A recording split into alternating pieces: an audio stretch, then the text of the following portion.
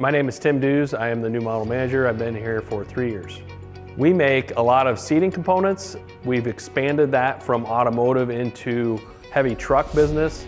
We're getting into non-automotive markets, trying to diversify ourselves outside of that solely automotive, but we're still primarily an automotive company with the utmost quality that's required in the automotive industry.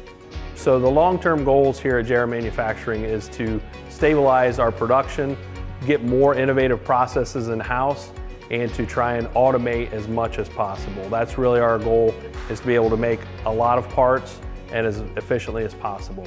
As the new model manager, we oversee all of the equipment that's ran here in Ohio, as well as Tennessee and our plant in Mexico. So one thing that separates us from our competitors is we have that ability to design and build everything in-house.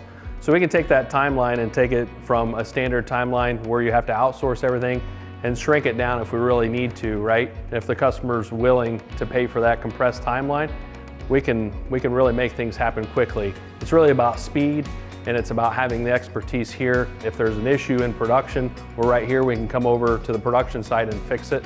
We have all that expertise in-house. We don't have to call someone else. We don't rely on them. We really are our own integrator. In the future, I'd like to continue to be the new model manager, but also kind of expand that part of our business. We've got a lot of talented people that can build machinery, teach robots, make electrical circuits, program PLCs. So I really think that's something that we could expand on and offer out to other companies, as opposed to just building equipment in-house. Take that and expand that business as a machine builder for other companies as well. If you're looking for a great place to work, go to jrmanufacturing.net.